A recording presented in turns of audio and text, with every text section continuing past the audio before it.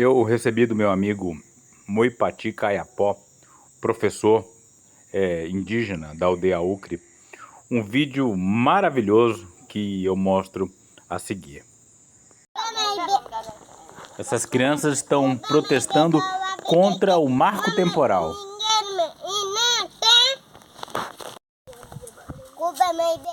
Cubem, que ele tanto fala, é homem branco, né? É o inimigo.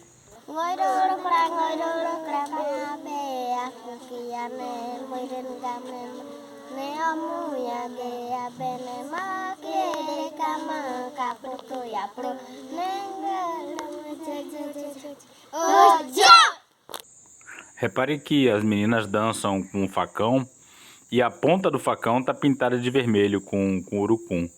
Esse vermelho da ponta do facão simboliza o sangue. O nosso sangue, o sangue do invasor que quer tomar as suas terras. Eu achei muito lindo, eu sou muito apaixonado pelo espírito guerreiro do povo Kayapó. Achei maravilhoso. Mas eu falei com um amigo o Danilo, né? Danilo de Jorge, que disse: ó, Rodolfo, criança dançando com facão pintado de vermelho simbolizando nosso sangue, não é exatamente uma coisa fofa. Eu entendo o ponto de vista dele, mas continuo achando lindo. Agora, na sequência, eu reproduzo o áudio que o Moipati mandou junto com o vídeo. Bom dia, Nguitoa. E aí, como é que vai você, Nguitoa? Tudo bem? Você está metido? Está na Altamira ainda? Nguitoa, eu vou mandar uma foto da nossa manifestação aqui à aldeia Ucre. Aí tu vê aí para nós, tá? Tu pode escrever escrito. Como o Memengucre não quer fazer desmatamento aqui, queria defender a nossa meio ambiente, né? Eu vou mandar foto. Aí tu manda, tá? Mas Joinito, Acatimé. Guetoá significa tio. Um monte de gente me chama de tio lá na aldeia, inclusive alguns mais velhos que eu. E Medjoy é tudo bom, que bom, né? É bom. E Acatimé, bom dia. Mas o mais bacana ele fala em português mesmo, né? Que o Kayapó não quer desmatar, o Kayapó quer preservar. O indígena preserva, né? Essa é a mensagem, né? Daí o protesto contra o marco temporal. Os índios têm consciência de que eles são importantes para a preservação da natureza. E eles sabem que os vídeos deles são lindos, as imagens são lindas, mas eles precisam de alcance, eles precisam de divulgação. E é por isso que ele está me pedindo ajuda para levar essa mensagem adiante. A performance dos alunos do professor Moipati, crianças com um facão sujo de sangue, tem a mesma energia. Me lembrou daquela apresentação da Vandinha Adams naquele filme da família Adams, o original, né? Porque essa série que tem depois eu não vi a mesma graça. Mas é isso aí, a gente vibra vendo. Eu vibrei tanto no filme da família Adams quanto na apresentação dos alunos do professor Moipati. É bom que se destaque que o facão aí tem um valor simbólico, né? E uma das cenas mais bonitas da luta ambientalista no Brasil foi essa, quando a Índia Tuíra chegou e colocou a lâmina do seu facão contra a face do engenheiro da Eletrobras, o Muniz Lopes, na época, né? E falou: não queremos a hidrelétrica de Belo Monte. Então o facão ele sempre acompanha as mulheres indígenas, especialmente. Olha o jeito que as índias se dirigem aos burocratas de Brasília, né? Sempre defendendo a sua terra com muita convicção. Eu estou usando aqui algumas imagens que eu peguei desse excelente canal, De Olho nos Ruralistas. Aí a Índia Tuíra novamente, já numa imagem mais moderna. Eu conheço a Tuíra, é uma figura forte, imponente. E aí algumas imagens históricas daquele encontro de 1989, né? Que foi fundamental para evitar que Belo Monte fosse construído na época.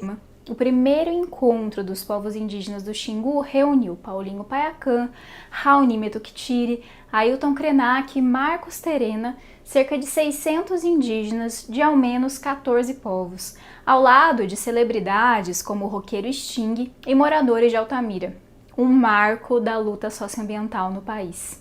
O clima era de tensão. Queremos Cararaô! Cararaô! Cararaô! É muito engraçado ver essa turma aí em retrospectiva gritando que queria Cararaô. Cararaô virou Belo Monte. Belo Monte chegou, gerou muita confusão na cidade.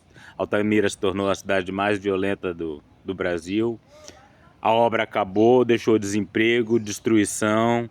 Não temos mais o nosso rio Xingu. Hoje é sábado de manhã, de sol. Antes de Belo Monte a gente estaria agora nas praias, mas agora a gente está numa cidade triste, onde não há o que se fazer. E isso foi o resultado do grito deles. E agora eles querem outras coisas, eles querem a mineração aurífera, eles querem a ferrogrão, eles sempre querem uma nova destruição na esperança de que isso vai trazer o tão sonhado desenvolvimento. E aí os índios se manifestando contra Belo Monte, Tuíra com seu facão, né, registrado, cena que correu o mundo e ajudou a fazer com que Belo Monte não saísse naquela época. Mas aí, para nossa imensa tristeza, Lula, quando foi eleito, se encantou por Dilma e os dois tiraram Belo Monte da gaveta, que terminou sendo concluída no governo Bolsonaro. Uma desgraça. Mas as histórias dos Caiapó com os facões não acabam aí. Um índio armado de facão atacou um engenheiro da Eletrobras que participava hoje de um encontro sobre a construção de uma nova hidrelétrica no Rio Xingu, no Pará. Um índio armado de facão atacou o engenheiro que discutia a construção de hidrelétrica no Pará. Fala William Vac.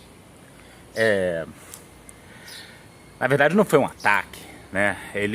Aquele engenheiro ficou provocando muitos indígenas. Ele falava: vocês vão ter que se conformar com Belo Monte, que ela vai sair de toda forma. E aí os indígenas se juntaram em torno dele e queriam rasgar a camiseta dele, fazer alguma coisa simbólica. Mas aí, quando ele ficou completamente cercado, alguém foi lá e de fato passou o facão no braço dele. Mas não foi um ataque mortal. Terminou que saiu sangue, né? E o bandido do engenheiro ficou jogando água em cima. Imagina quando você faz um corte, a última coisa que você faz é jogar água. Ele ficou jogando água para gerar muito mais sangue, muito mais comoção. Dá pra ver o tom de reprovação do William Vac. Imagina como ele gostava de índio, né? William Vac, que foi demitido da Globo por um comentário racista contra negros. Certamente não tinha muito apreço pelos Caiapó e era grande defensor de Belo Monte. Hoje em dia você vê na Globo News André Trigueiro e pessoas mais chegadas na causa ecológica criticando Belo Monte. Mas dá uma olhada no tom da reportagem, que totalmente a favor de Belo Monte na época. A elétrica de Belo Monte é uma prioridade do PAC, o Programa de Aceleração do Crescimento. Indígenas e várias organizações... Olha aí, não se comenta que era um desastre ecológico. Fala-se que era uma prioridade do PAC. Aí o nosso queridíssimo professor da Unicamp, Oswaldo Sevar, ele era um engenheiro fora da caixinha, né? Ele fazia uma crítica forte de Belo Monte. Índios de 24 etnias. O engenheiro da Eletrobras, Paulo Fernando Rezende, foi convidado para apresentar os estudos sobre a usina. Quando terminou de falar, os índios atacaram o engenheiro.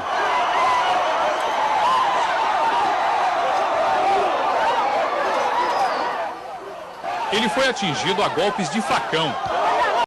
Não foram golpes de facão, ou ele não teria sobrevivido, com certeza. Foi um único facão que fez um corte até relativamente profundo. Ele jogou água, como vocês veem aí na cena, para aumentar o drama, para faturar em cima, que era isso que eles queriam, né? Queimar o filme dos índios. Os índios terminaram queimando seu próprio filme, né? Não foi uma boa ideia dar essa facãozada no engenheiro.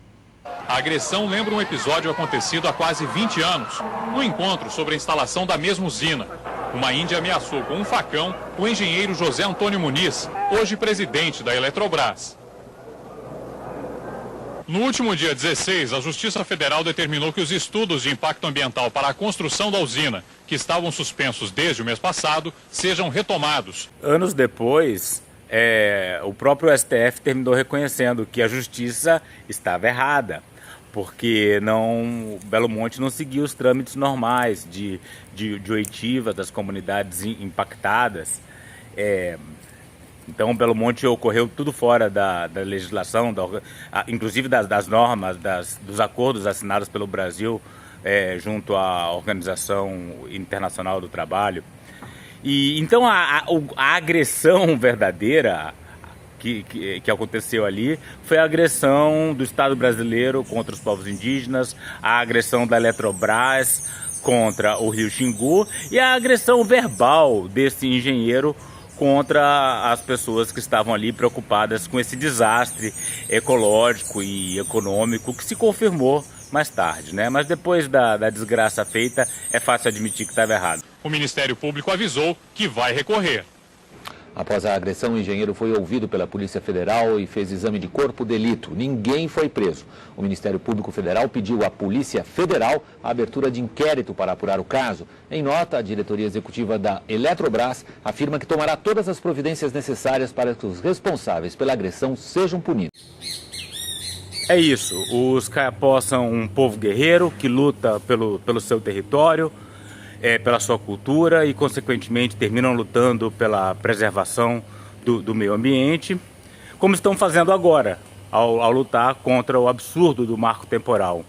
E o facão, principalmente na mão das mulheres, tem um valor simbólico muito grande. Foi fundamental naquele momento, em 1989, para que a campanha contra Belo Monte chegasse aos ouvidos do mundo inteiro, que terminou adiando a construção da barragem, mas em 2007, quando aconteceu o segundo encontro, não pegou tão bem, e aliás pegou bastante mal, e a barragem foi construída, dessa vez, para nossa imensa infelicidade, pelo primeiro governo de esquerda que conseguimos depois do fim da ditadura. É irônico, né, que o grande partido da esquerda, o PT, através da Dilma, que foi uma vítima da ditadura, tivesse colocado em prática esse projeto tão destruidor, tão irracional da ditadura.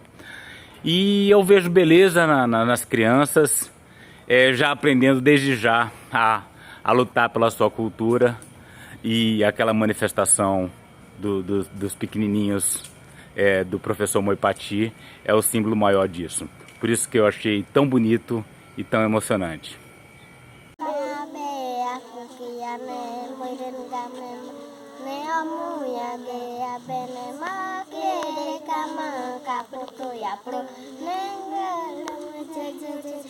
Oh,